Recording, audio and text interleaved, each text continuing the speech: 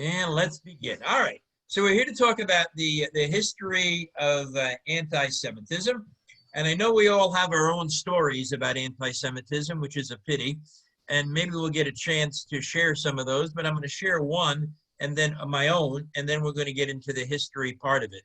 So this goes back probably about 40, 45 years ago. Like Solomon, I was a salesperson in my career, and I had just joined a new company. And I went for sales training out in California where I had lived. And it was a 2-week sales training session, rather intense. And there was a gentleman who came in from Atlanta, Georgia. And this gentleman was about as redneck as an individual can get.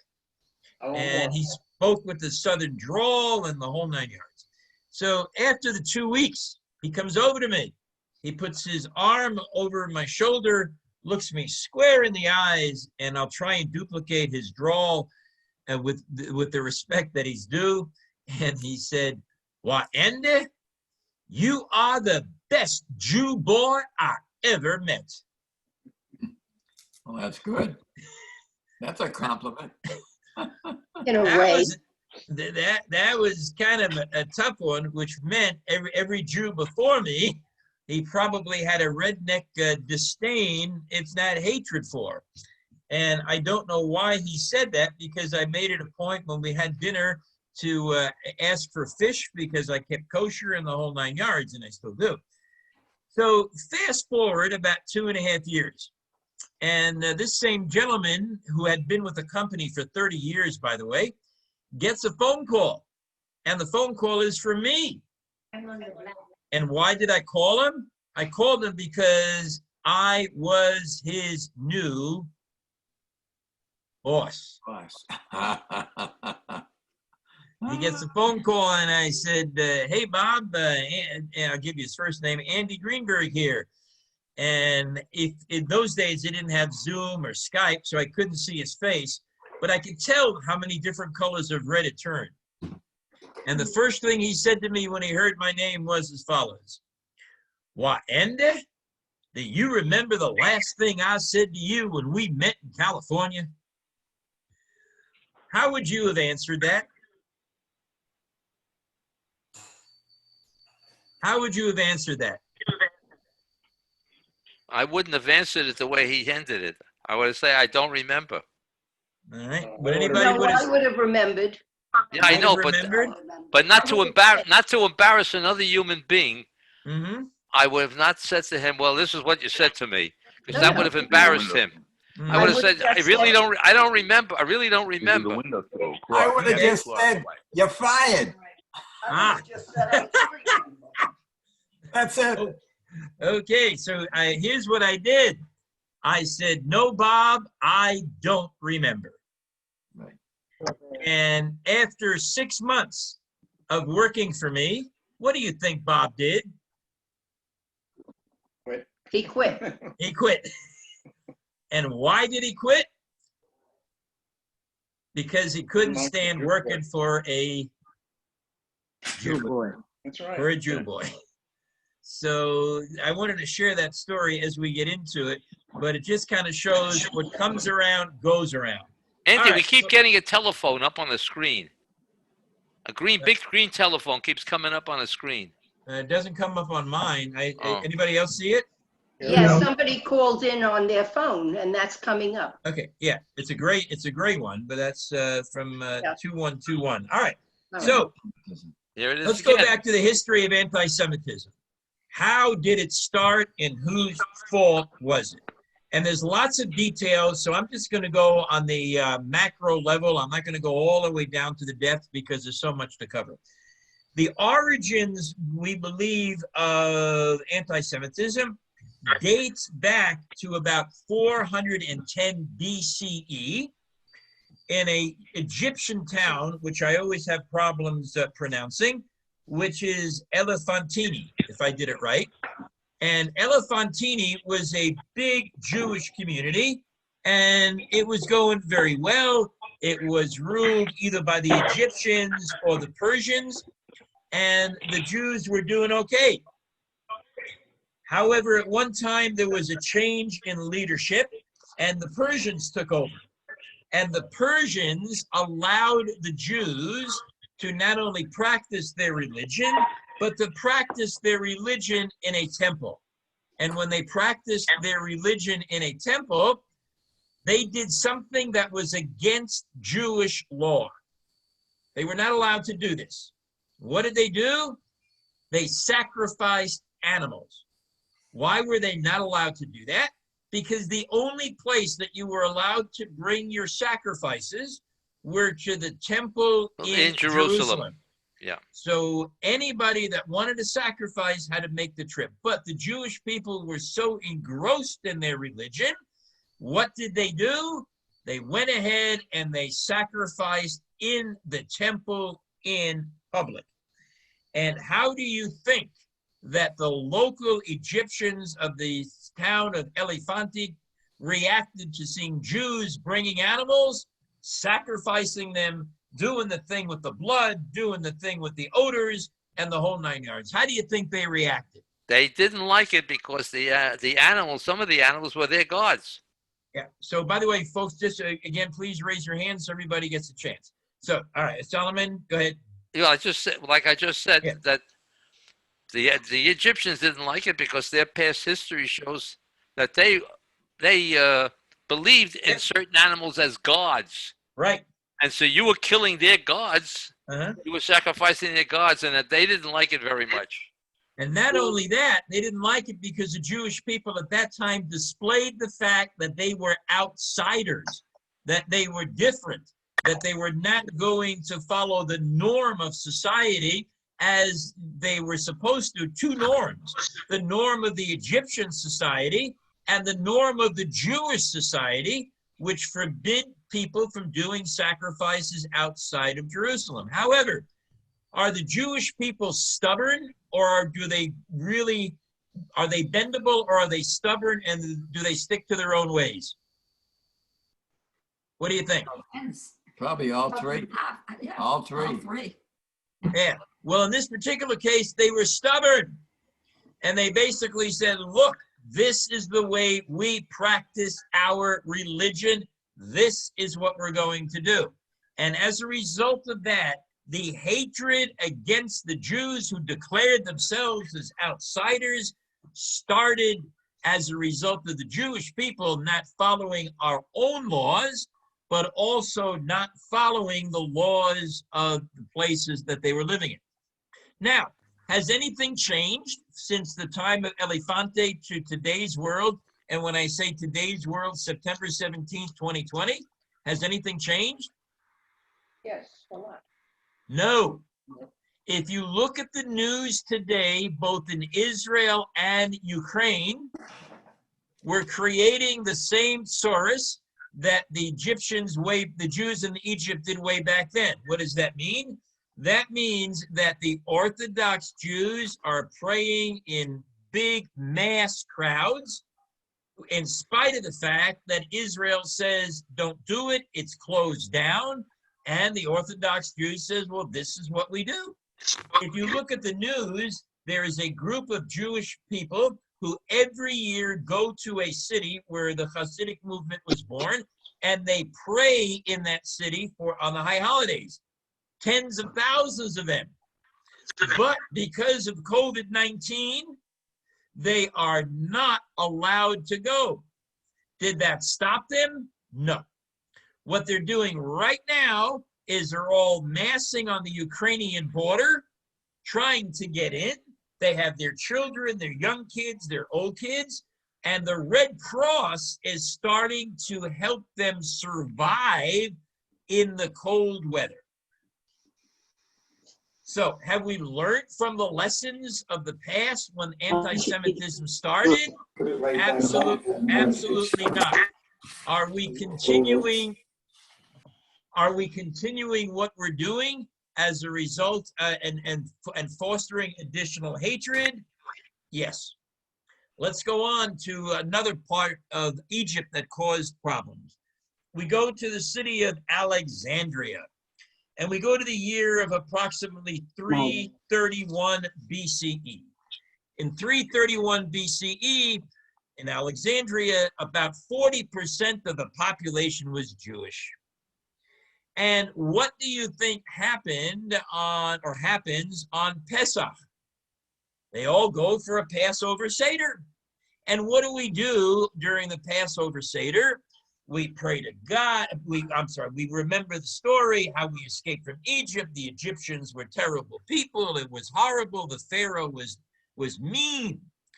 And of course, there is a tradition in Judaism for Passover to allow non-Jewish people, even to ask them to come in to our Seder. We like it. We want to expose them to it. And that's what the Jewish people in Alexandria did. They had the local Egyptians come in for a Seder. Now, I want you to imagine for a moment you are an Egyptian going to a Jewish Seder. And what are you hearing? How miserable the Egyptians are, how we were enslaved, how we escaped, how God gave these 10 plagues, and there was suffering and there was disease and the whole place went bonkers. And then, of course, the Pharaoh was such a horrible man. If you leave a Seder like that and you talk to your friends at work the next morning at the water cooler, and you say, "Where were you last night?" I went to Mr. Cohen's house and I had a Seder. Really? What did he do? He knocked the hell out of the Pharaoh, our king, because of course it was a kingdom. They knocked the heck out of Pharaoh, called us disgusting people. We enslaved them. I never heard such nonsense before in my life. These Jews, that's what they do once a year. Can't stand them. And that was part 2 of the beginning of anti-Semitism. Isn't that interesting? That in both cases,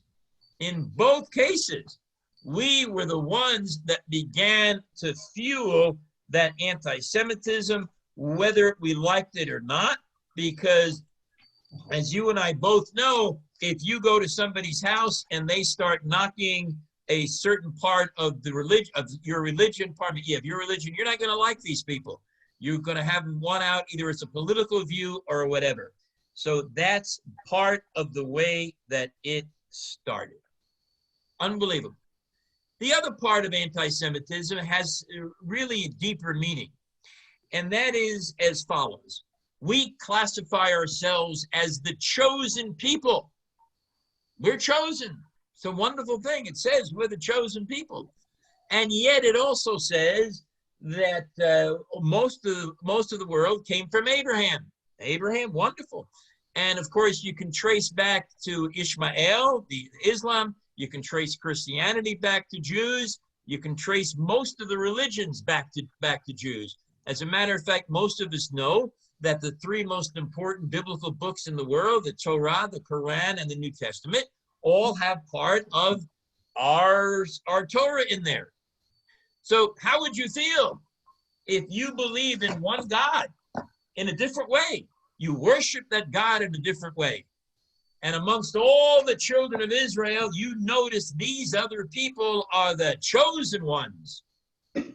These are the ones with apparently the better brains.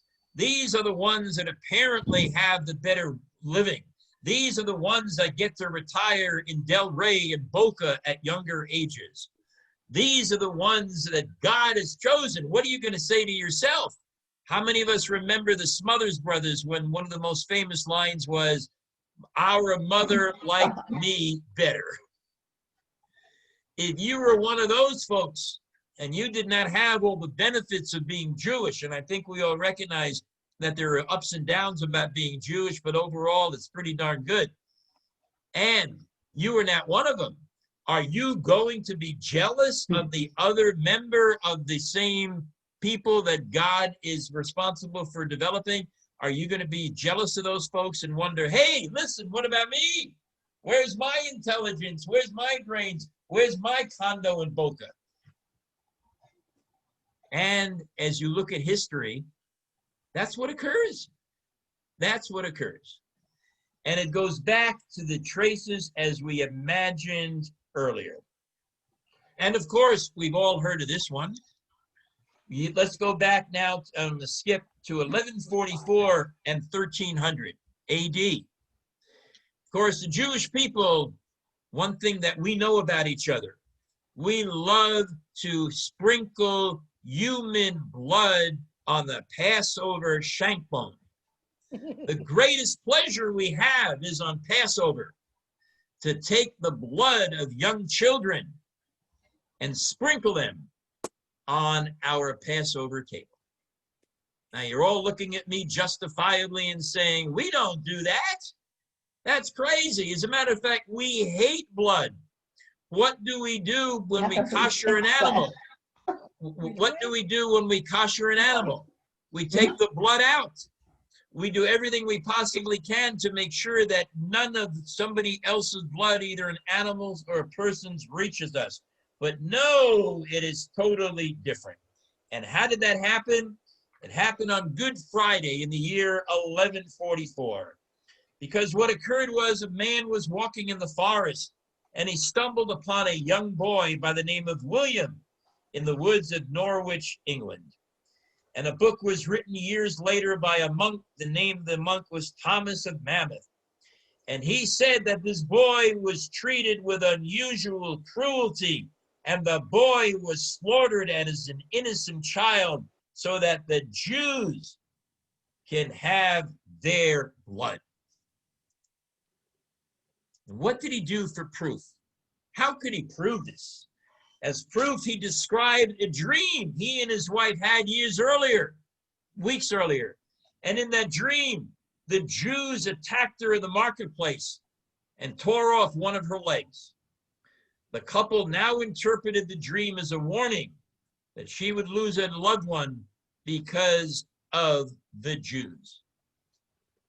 Now, the interesting thing is, prior to that, there in that town, there was never any problem with the Jewish people. But here's what happened. You know, when you tell one person a story, does it stay with that person? No. Does the story get distorted? You bet. You bet. So what they did was they wrote a book about William's death, hoping to have the boy declared a saint. And then when he wrote the book, it went from person to person to person to person. And just like in the news today, whether it's true or not, doesn't matter. I'm not going to get into politics, never do. You hear something on the news, all of a sudden it spreads, it becomes truth. Because let's remember, if it's on Facebook, if it's on the internet, it therefore must be true. And that's what occurred. Was any Jew ever responsible for killing that boy? No. And all they had to do was come to a Passover Seder, but that didn't happen. Around a couple of years later, they tell a story.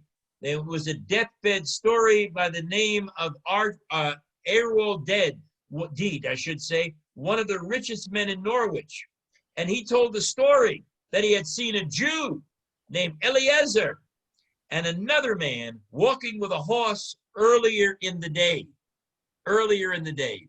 And that William's body was discovered. Why?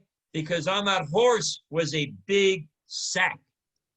And in that big sack, there was that boy. That's the story they told. It was, in fact, a false story.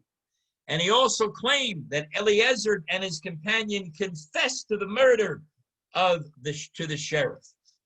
By the way, was there ever a person by the name of Eliezer? No. The whole story was fabricated because the man didn't like the Jews. And for that reason, that's how it started.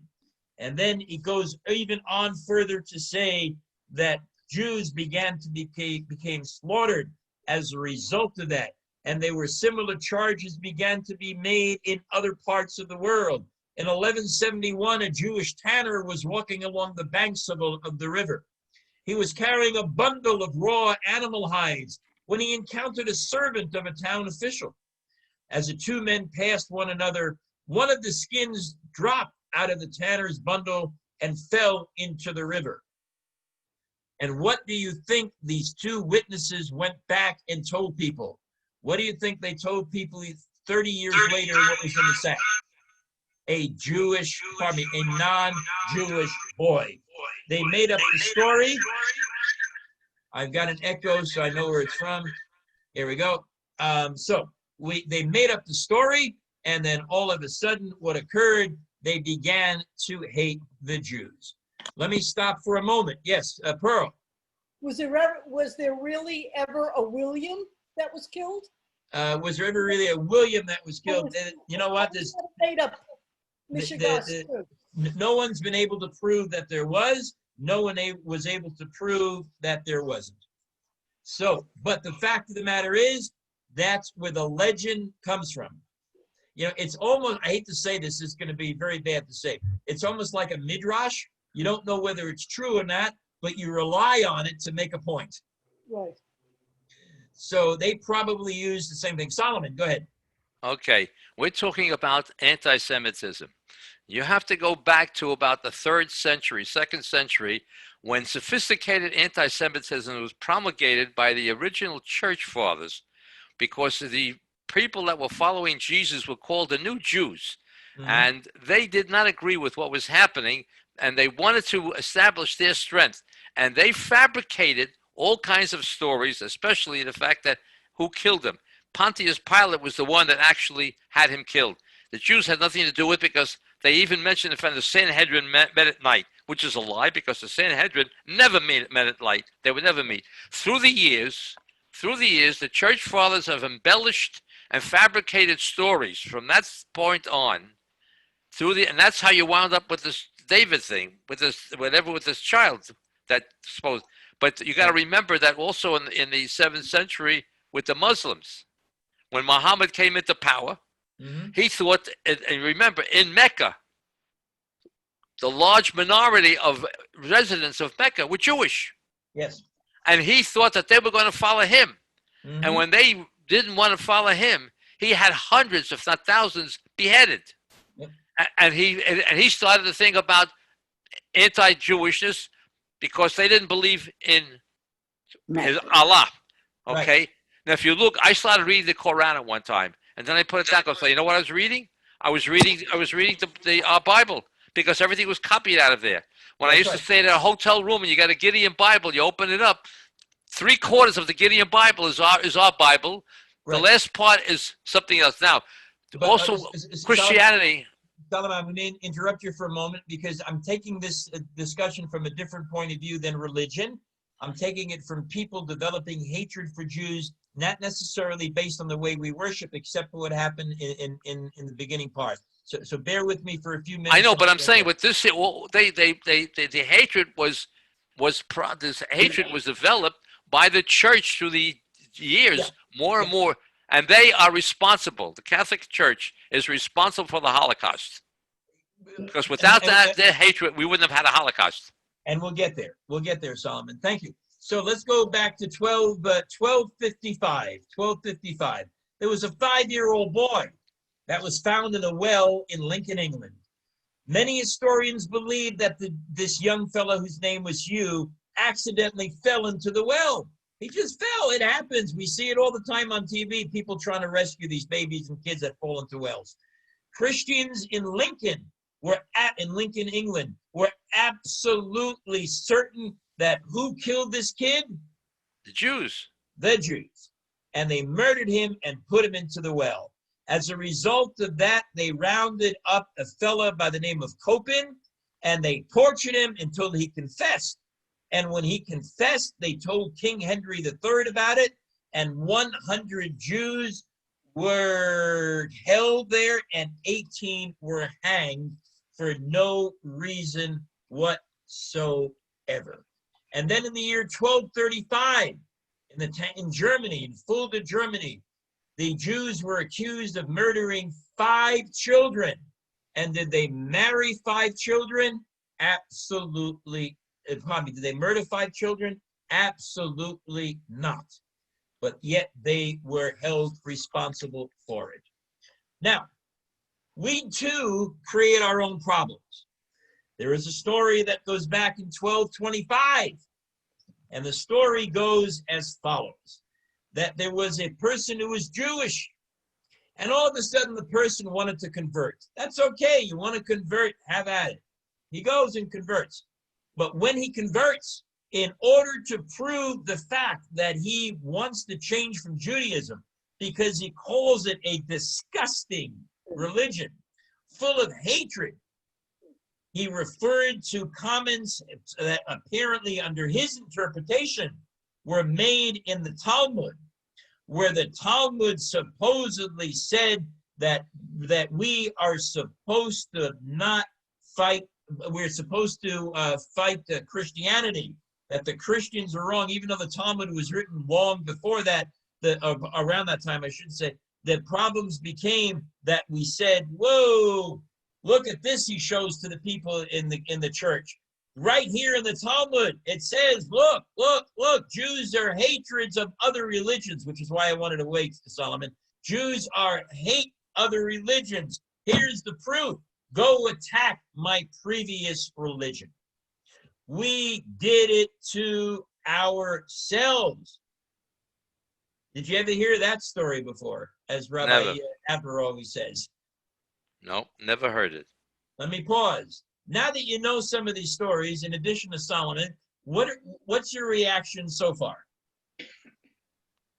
It ain't never gonna change. I'm sorry? I said, no matter what you say, this is gonna go on for Ever. This is never going to change. What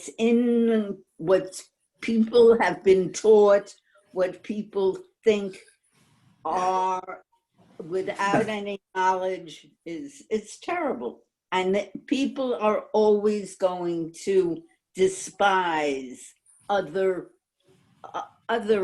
religions, other people. Yeah, the successes. Other successes, thank you. Yeah. That's life. And Sherry's right, because if you take a look at it, this whole thing is about anti-Semitism, people hate Jews and whatever. But let's take a look at the world today and even the world in the past. And you're right, it's all about religion. If you take the radical extremists for the Muslims, ISIS, few of them that they are, because we don't want to brand all Muslims as radicals, because that's wrong. We don't want to brand all Jews as sloppy and dirty and all that, because that's wrong. Or all blacks. I'm sorry? I said, or all blacks are bad. Okay, or thank you very much. Or all blacks are bad. Thank you. Thank you for that. But we do, but others have a tendency to do that, because there is harsh hatred of other religions, not only based on against Jews, but also based against Christians, also based against Catholics, also based against Muslims, also the only one that I think has escaped so far, oddly enough, are the Hindus. Does anybody hate the Hindus? No. The Chinese. We don't know. We don't know if anybody hates. Well, Sherry, that's true. Sherry, if people hated the Hindus, we would see it on TV. Hindu this, they're attacking their temples, they're burning it down, they're doing this, they're hanging them. You don't hear that. Because there are other people on the list who are ahead of them. All right, it could be. It could be. So that's what happens. So let me go back to this Talmud thing. So all of a sudden they realize, hey, these books that the Jews have is no good. So if the books are no good, what do you do with the books? Get rid of it. Get rid of them. So that was one of the Rewrite 'em. first times ever that the books were burnt in June 1242. More than 24 wagon loads of books, about 10,000 volumes, were taken by hand and destroyed in the public square in Paris. And here it was because the Jews were doing that. Let's go to something else a lot more popular that we took the blame for. Hey, did we? Yes, Harry's iPad. Okay, it all boils down to education. It's handed down from generation to generation. In 1953, my brother-in-law took his basic training in Fort Jackson's, Columbia, South Carolina. and there were a bunch of hillbillies. These men didn't have shoes on their feet until they put on army boots. Jewish person was. Yes. They went into the shower and they were staring at him. You're Jewish? They were looking for his horns and his tails. Mhm. And these are stories that go down from generation to generation. The people have to be educated. Have to be taught. And you're right. That reminds me of a quick diversionary story. When I was living in Omaha, Nebraska, I do a lot of public speaking, motivation, business, sales, training, whatever. So I had an opportunity to address a big group of travel agents. I had an opportunity to address a big group of travel agents in Iowa. It was a very well-paying gig. All right. So for some strange reason, the one that wanted to hire me, again, we didn't have Zoom or Skype. The lady said, "Hey, let's meet for lunch." I said, "That's great. As long as you're paying, I'm good with that." So we met for lunch. And we have a nice discussion. And I said to her, this was a great discussion. You drove 70 miles to meet with me. May I ask a question? Why couldn't we do this over the phone? And she said as follows: because I wanted to see if you had horns. Mm-hmm. Oh my God. Mm-hmm. Because they knew not of Jews in that part of Iowa. And they really had the perception, as I think Sherry, as was just said, that it was a problem. Solomon. But all of this that you're talking about comes from one place, all this teaching. And it's been that through the ages, through the hundreds and thousands of years, the same place that the teaching comes from. It comes from the church, and the church teaches the ignorant, and they believe what the priests tell them, and they go out and they spread it. It happened throughout Europe. We had the pogroms in Russia. We had the Crusades. It was the same thing. It's been going on. It hasn't stopped. And Pope Pius was right in the front of it all the time, in the Second World War. So it hasn't stopped, and it still hasn't stopped, and it's ingrained. I got you. And it's like Sherry said. It's ingrained in them, okay? I got you, and I'm going to get to that when I move up to modern day, Solomon. So bear with me. All right. So then, of course, we had the plague. Everybody remember learning about the plague? Yeah, the bubonic plague. Yeah. And who got the blame for that? The Jews. You betcha. There's two reasons the Jews got the blame for that. That was pretty interesting. Number one, they claimed that the Jews poisoned the wells. And to get rid of the Christians. But the other part of it was even more interesting. At the time of the plague, the average European citizen, lived till about the age of 45. The average Jew, you can look this up, lived to the age of approximately 80. The Orthodox Jew, I should say. And the average Orthodox rabbi lived to the age of 90. So they began to ask themselves a question. How is it that the rest of the population is dying off at 45, but these Jews live so long? Cleanliness. And Sherry is absolutely correct. What they discovered is that in those days, we don't do this. Most people don't do this anymore, except for the Orthodox. And of course, now we're all doing it. I should rephrase that. What do we do before we eat? Wash our hands. We wash our hands. And when you wash your hands, supposedly what happens to all the dreck and the germs and the bacteria and all the other spreadable diseases, which is why we don't shake hands right now during COVID. And I don't know if we'll ever do it again. And as a result of that, that's why we lived longer. But no, they blamed us. And in 1348, officials in the southwestern town of France formally accused Jews of starting the plague. Every Jew in town was arrested and his or her property confiscated. Officials tortured prisoners until they confessed to their crimes. After a trial based on forced confessions, 11 Jews were buried alive. Look at that. The whole history having to do with that. course, then you have the story, and I always mangle his name. You have the story of the gentleman who was the self-professed Messiah. Shabtai Tzvi. Yeah. Shabtai Tzvi. Yeah, I never pronounced his name right. Thank you, Solomon. Oh, it's muted. No, Yeah. mute it. So then when he found out, pardon me, then when everybody found out he was a fraud, he left the Jewish religion and he converted. Did you guys know that? He converted. Yep. And Solomon, what religion did he convert to? I think he converted to Islam, didn't he? That's right. He converted to Islam. And by the way, when he converted to Islam, do you think he had good things to say about the Jews? No. No. And I have to reflect back, and I take this from Rabbi Adler. As many of us go to his classes, he said something so, I never heard this before, so I'm not going to plagiarize. And he said, the biggest anti-Semites in the world today are, anybody remember what he said? Jews themselves. Jews themselves. Wow. When he said that, that just floored me. And of course, we might agree or disagree, but there's a lot of merit to what he talks about.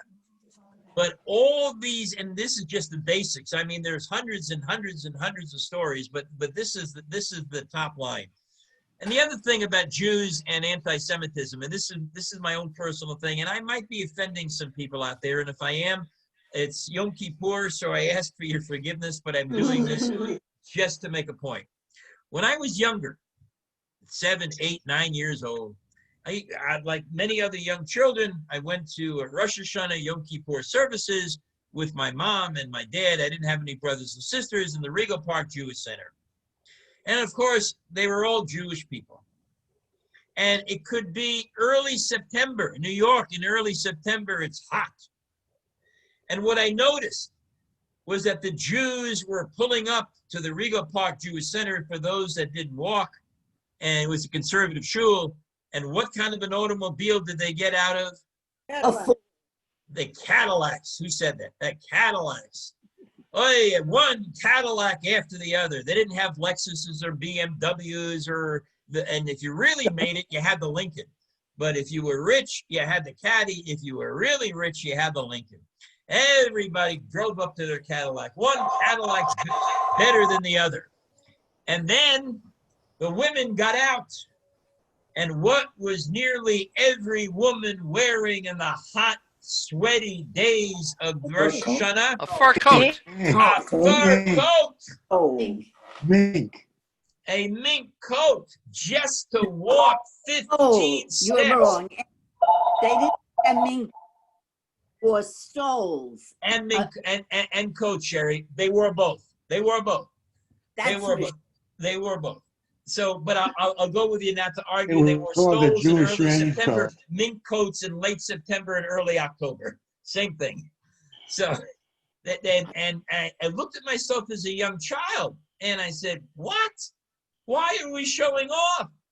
All the people that work for us drive by in their broken down Jeeps.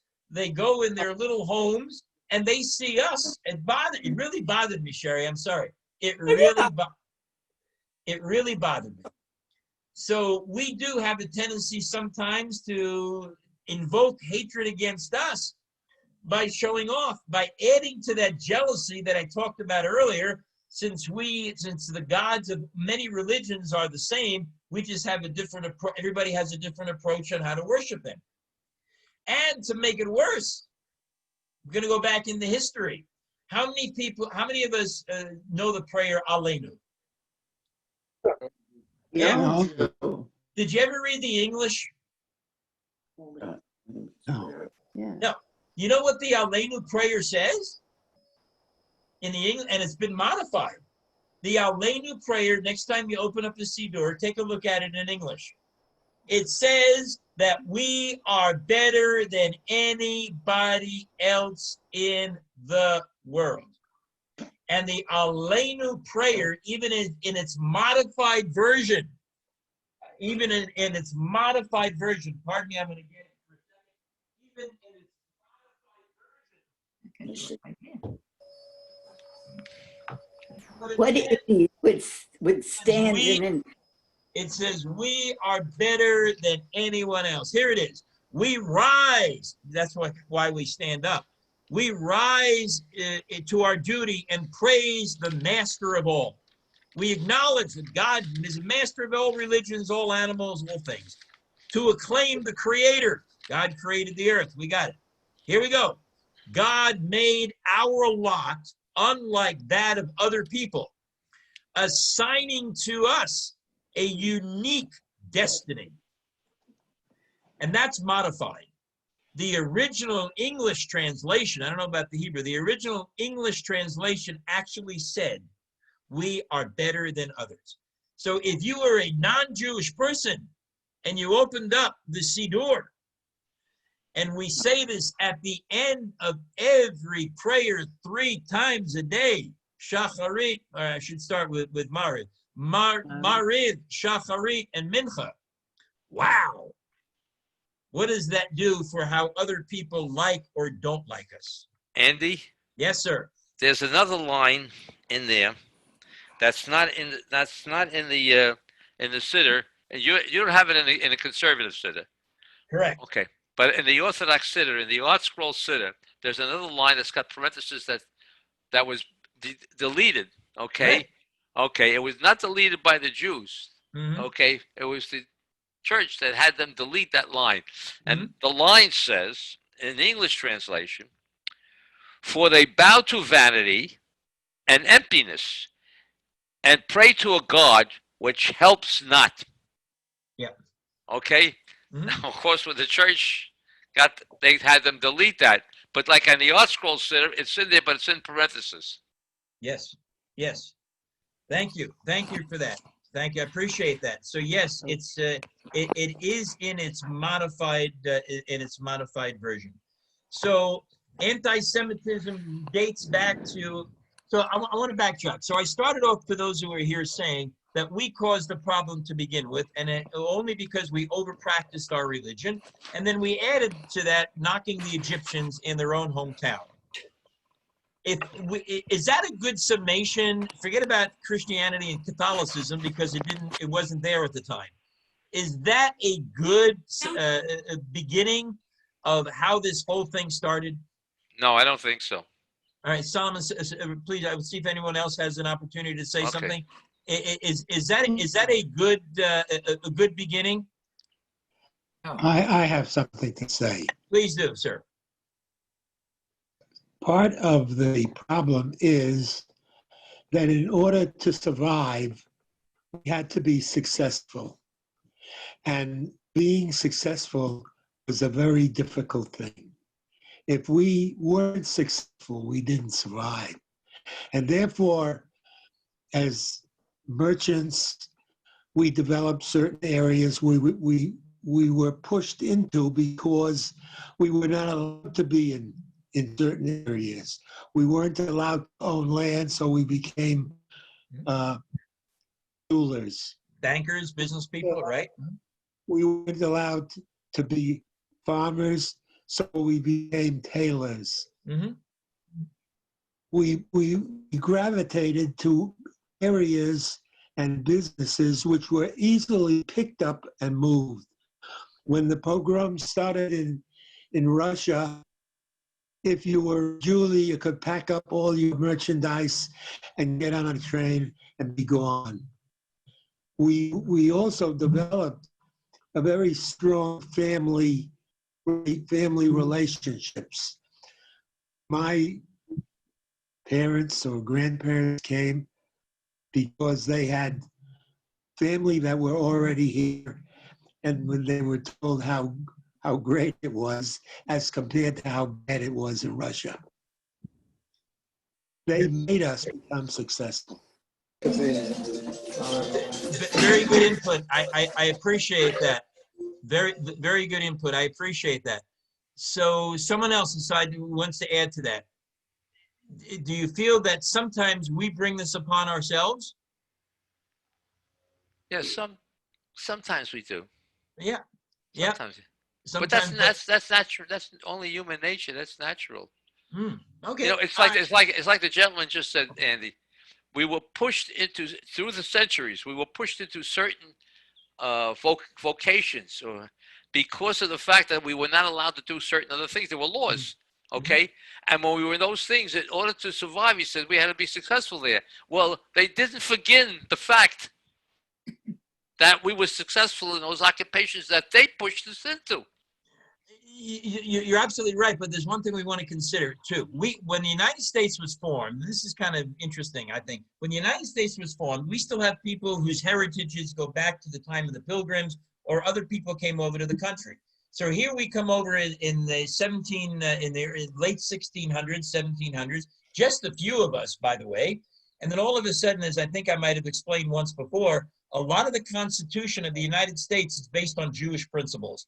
A lot of the schools taught Hebrew. A lot of the schools were Jewish based.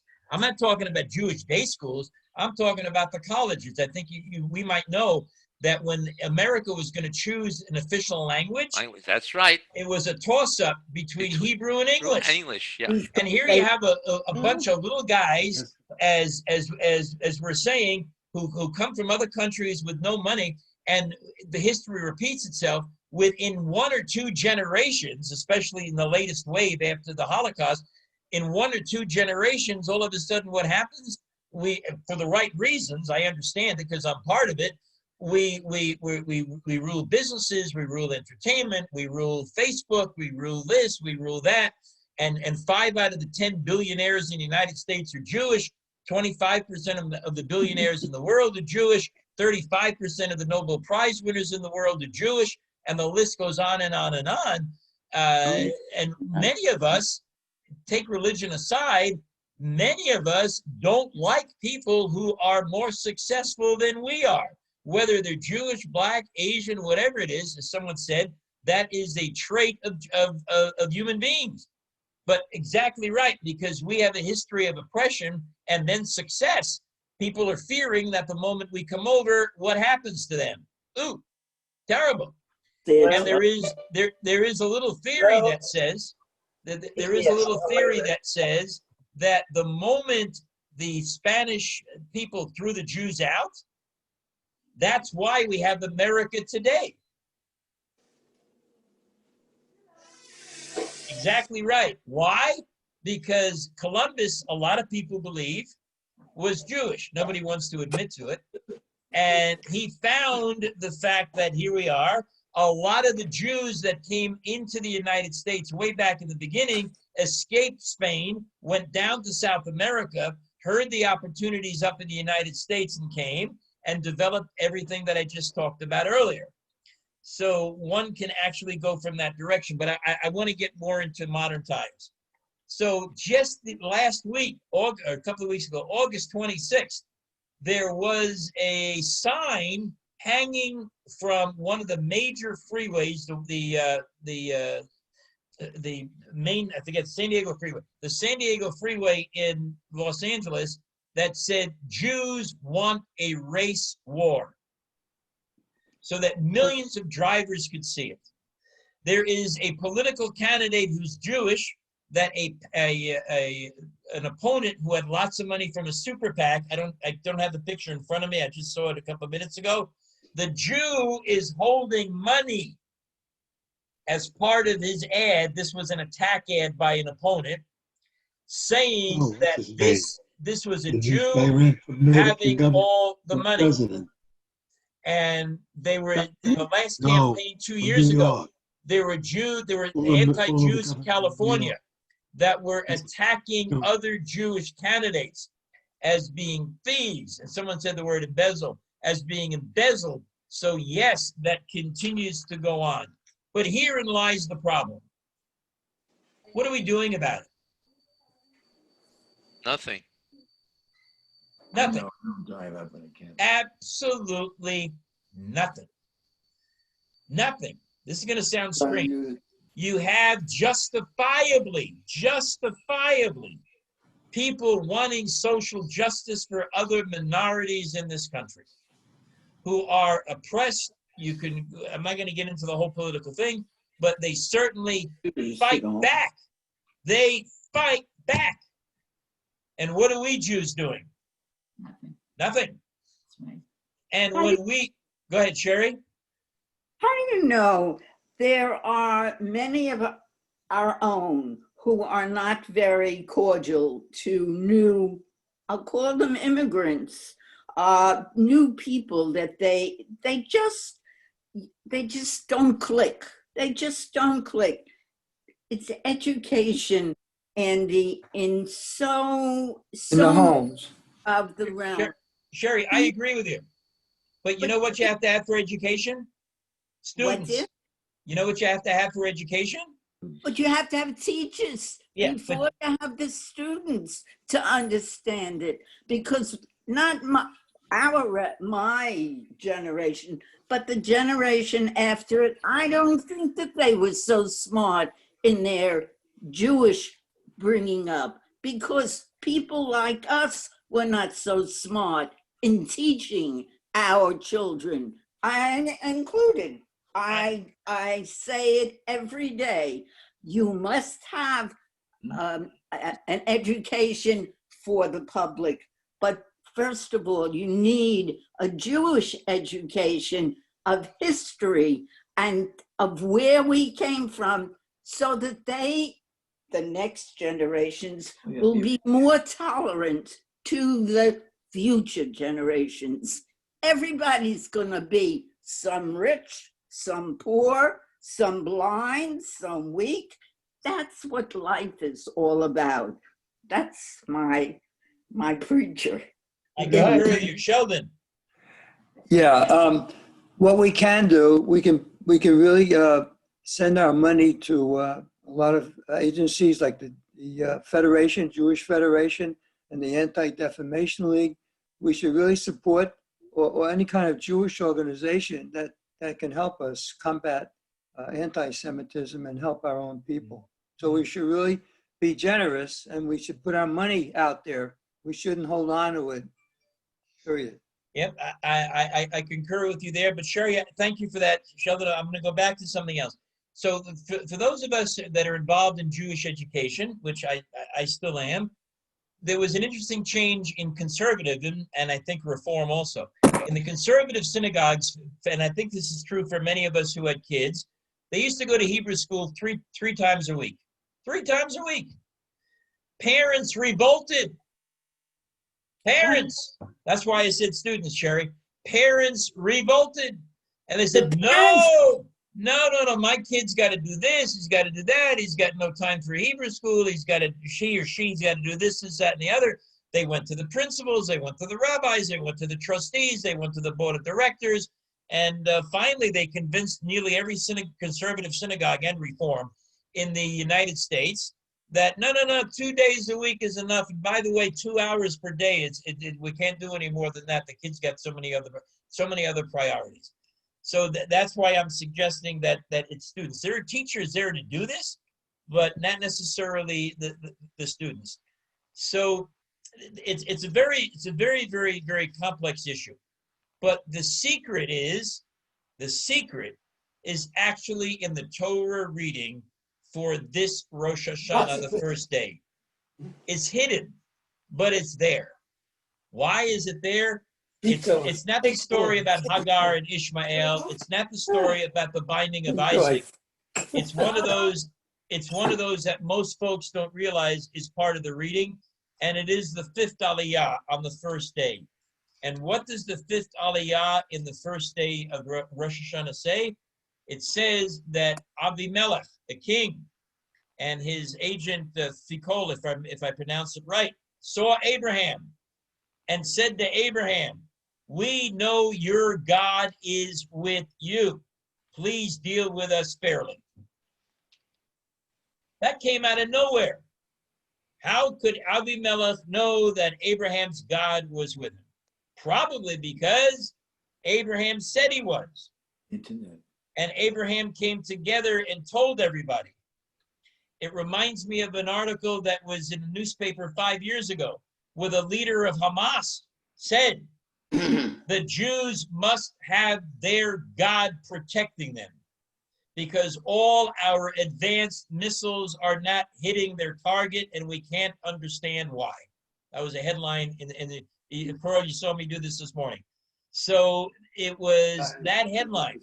We Jews are our own worst enemy, as Rabbi Adler said. In addition to giving money, Sheldon, in addition to giving education, we Jews, like the other movements, have to show solidarity, either in the form of worship, either in the form of education, either in the form of culture, somehow. Then what will happen? They will gain respect for us, because it has been proven that the more respect the religion has for itself, the more respect others will have for it. Wow. And I remember and I'm not trying to boast, but just tell you a story. I remember again when I was in the business world, I kept kosher and I worked for non-Jewish companies. And they made sure that when we had dinners, I had my kosher fish. They asked me in advance, what fish do you want? And they said to me, Mr. Andy Greenberg, we respect you for sticking to your religion. So when us Jews learn how to get along together, and we don't fight each other based on the way we believe is the right way to worship, whether it's Orthodox, Conservative, Reform, Reconstructionist, Lador Vador, or whatever, that we each individually, Sheldon. Well, I lived in Delaware for 10 years and I was a Rotarian. And out of the 50 members, there was only 2 Jewish Rotarians. And so I was able to let them know, and they respected me, what kosher was, because they didn't know what kosher was. Mhm. And they didn't know what the OU was. And I told them that most of the foods on the grocery shelves were kosher if they had an OU. And they respected me for it. And when I got online to eat at the buffet, they knew there was something that I could eat. They always had something, even though they knew I wasn't going to eat any pork or lobster or whatever. Thank you for that, Sheldon. So the anti-Semitism goes 2 ways, internally and externally. And we need this year, as well as any other year, to stop it. And the only way to do that is through solidarity. We are one nation. It's Shema Yisrael. We are one nation under God. That's us. And we're not there yet. And I can guarantee you when we are, and when we stop brooding hatred amongst ourselves, we will stop a lot, not all, of the hatred amongst others. Because that's the way the other minorities, which we are, by the way, that's the way the other minorities got their point across. Took them time. It really did. And there are some bad apples in each one of them. No question about it. But yet we shouldn't allow that to stop us from moving forward. So this anti-Semitism is a big deal. And what questions or comments do we have? I have a comment. If you Go ahead, Mr. Rosen. Okay. When all of this started with that black fellow that they choked and killed, Mm-hmm. and then everybody went around, they started with this Black Lives Matter. And it hit me right off the bat, and I said, that's wrong. They should say all lives matter, not just black lives. And when you say just black lives matter, what you're doing is you're defining and you're separating, and you're saying the rest of the lives don't matter to other people. It's just the black lives matter. That's not So true. well, you got to remember, you're dealing with a lot of intelligence out there with people that believe the earth is still flat. So, you can't get through to them. They see this thing and they believe it. Only black lives matter. They don't think about the fact of other people. And I think that was wrong. And if that's promoted, that only adds fuel to the fire down the road. Dee said that was wrong, and then she muted herself. So I don't know the name behind Dee, so I'm just going to use a screen name. Well, look at it. What about the synagogue? They kill the people in the synagogue. Do we go around saying Jewish lives matter? Hold on, Solomon. Dee, did you want to make a comment on that? It's not that black lives are the only ones that matter.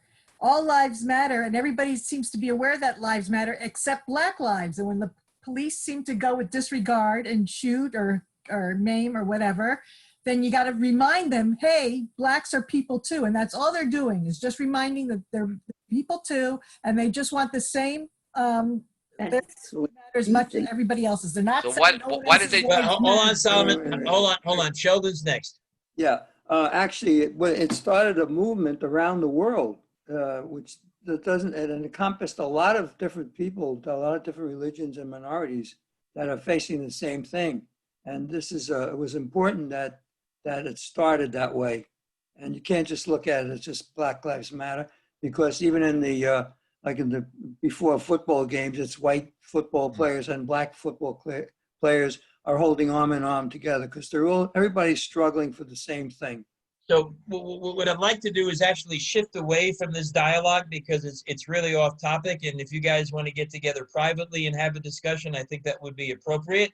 But it's getting a little bit on the heated side, which is what I want to try and avoid. So with that being said, let's stick to the anti-Semitism topic that we all came together to learn. Did you find today beneficial to you? Sure. I think so. Dressing. Yes. Yes, Phyllis. Anti-Semitism, and it has something to do with the Black Lives Matter thing, in that their color is on their face. They can't hide. When my second husband, who was an Ardone, married me, he had never associated much with Jewish people, really. He had one friend that he worked with, and then me. It wasn't that he was prejudiced, he just didn't know any. He grew up in his own little circle of Italians. Well, after we were married, we took a honeymoon and we went up to the Poconos, and we sort of picked that because it was non-sectarian. It wasn't the Italian mountains, it wasn't the Jewish mountains. We went there and we sat down to dinner, and as frequently happens, you have a couple at a table and another couple will join you. And this other couple did sit down with us, and we're talking with them, and they were very nice. And as the conversation progressed, they explained why they didn't go to the Catskills, because those people were there. And my husband, for the first time in his life, just sat back and he said, my wife is one of those people. And of course, we never sat down with them again.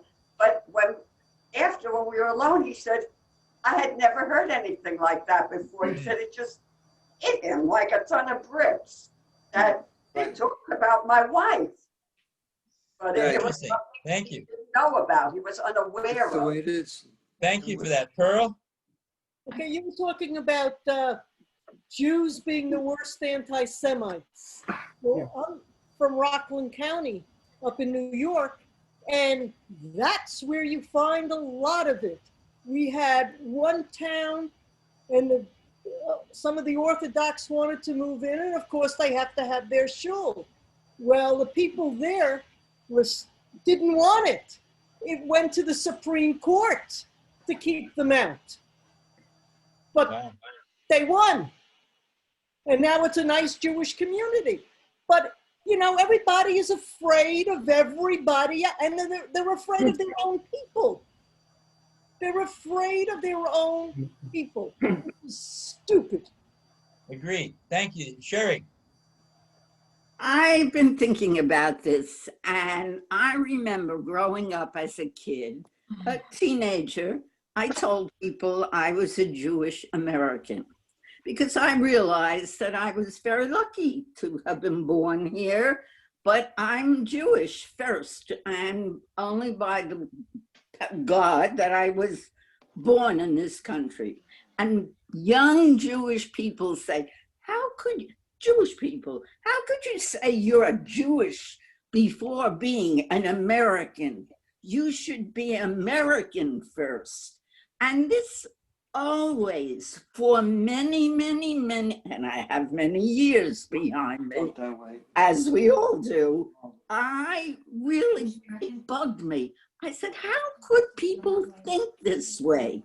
We are Americans because of this wonderful, wonderful place that I don't think we that's have right. in America. But how can we take away the original people who we are, the Jewish Americans? And I think that that's something missing. I read recently in one of the newspapers where they spoke about Jewish Americans. That's fine. I'm an American. I'm as American as anybody could be. Maybe more, maybe not. I don't know. But I'm still Jewish first. Okay, You know, Solomon. it's very Yes, sad. okay. I'm sorry, Solomon Rosen. Hold on. So I'm sorry, Solomon Rosen. I meant the Bernard Solomon, the nice lady there. Thank you. My name is Sheila. The worst anti-Semitism I've ever faced is from Jews.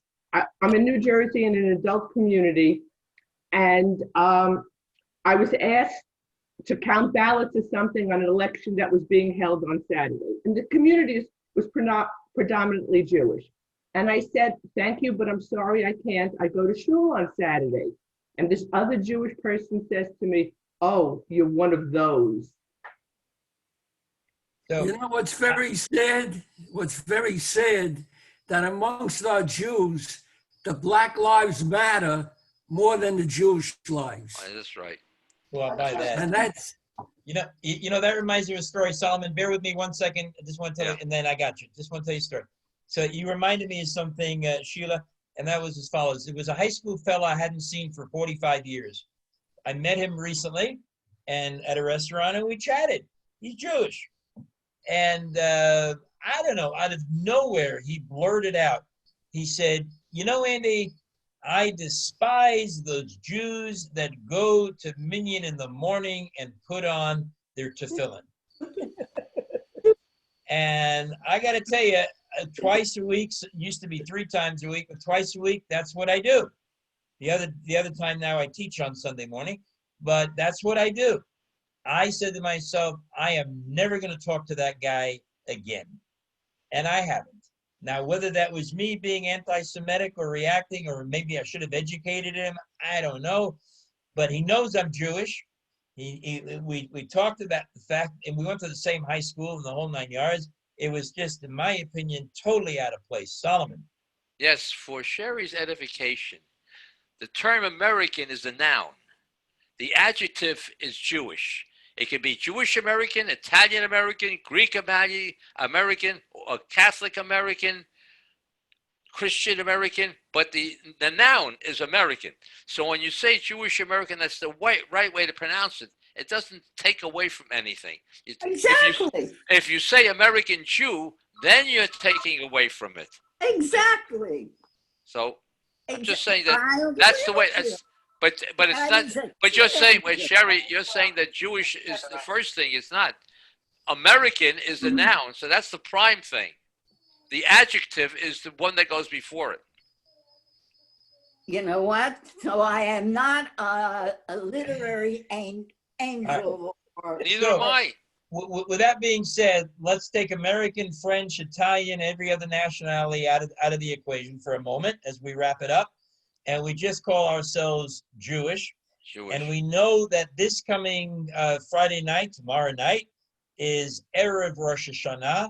So let me take this opportunity. Number one, it's been my pleasure, and we will continue next year, of course, to host these classes on Zoom. And I want to wish everybody a Shana Tova, a wonderful year. I mean, filled with blessings and nachas in Judaism, and everything that will make our lives fulfilling, spiritual and cultural, and safe. And may we all come together next Thursday at the same time on the Delray TAS channel, because we will learn how the cell phone is part of the 10 Commandments. So we're going to make it a little bit lighter, not as heavy. We switch off once in a while. But I do have a question for you. There are some non-Jewish secular topics that I could do on Thursdays. So I need to ask you, but would you prefer we continue with the Judaism, which is fine with me, or would you like to see occasionally some other topics thrown in? One being, for example, that the American marketing influences what you buy and how much money you spend, and you have no control over it. I think that's very good, Andy. I think you just Yes. yeah. Yeah, I think it's agree. very good idea, Andy. Very good. And Andy, I just want to say that may we continue learning the next year because learning is so important in our lives until we cannot learn anymore. Thank you for helping us to continue learning. My pleasure. Thank you. So it's okay if we mix it up once in a while? Yes. Oh, yes, wonderful. And want to wish everybody a Lashana Tova and then a healthy year until we all can come together and back in our shul again. Amen. Amen. Amen. All right. Gladys, did you have something to say? Looks like you had your Yes, hand I up. do. You know, this is for Sherry. I worked in a Jewish hospital, and many times when they'd ask questions, see if you had all your faculties, they would say, September, Rosh Hashanah Yom Kippur is the beginning of a year. And the Gentile nurses didn't understand that many Jewish people start in September as opposed to January. So I saved many of them. So I don't understand. I'm not, I don't understand what your, Getting it. yeah, thank you for the word. Many people, many Jews consider the new year is Rosh Hashanah Yom Kippur, as opposed to January, Many Jews calendar. Yes. Well, just for a part of Jewish education and learning, I don't know how many of you know this, and I'm going to pick up on what Helene said, is that, you know, Rosh Hashanah, the new year, way back when, was not at this time of the year.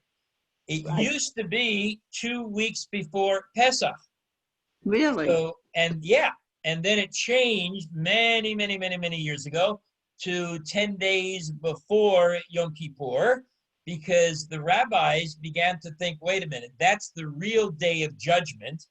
And so they moved the new year, which was originally part of the 2 weeks, the first day of the month of Nisan, and moved it to the new year as being the day of judgment. It's the same thing like in the English calendar, and I think we talked about this once before, and that is New Year's originally was not January 1st.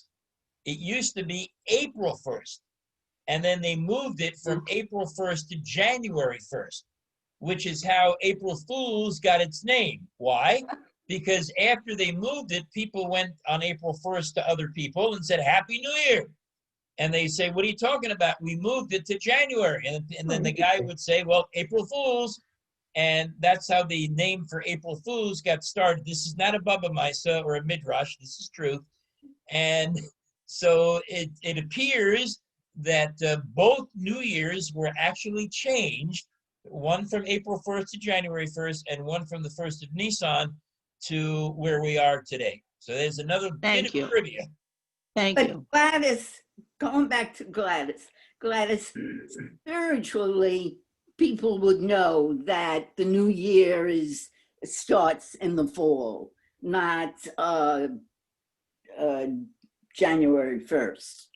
I can understand that people are not attuned, but Jewish people somehow in the United States have lost the respect for a Jewish calendar, for knowing what the months are in a Hebrew calendar. That's what I'm telling you. So many Jewish people still respect the Jewish calendar. Because they did not know. I'm not saying to love it or disrespect, but at least respect it. But at least respect it. That's. So with that being said, I worked in a hospital too, and I knew a lot of people who should be working there. So with that being said, I'm going to be a student at 1 o'clock in a Talmud class, which means it's time for lunch between 12:15 and 1 o'clock. So we'll see you guys next week. Shana Tova. Thank you, Andy. Can I say one thing? And if any of you women would like, at 3 o'clock today, we have the Sisterhood Schmooze. Come talk about anything you want. 3 o'clock. Okay? All right. In 5, 4, 3, 2, 1.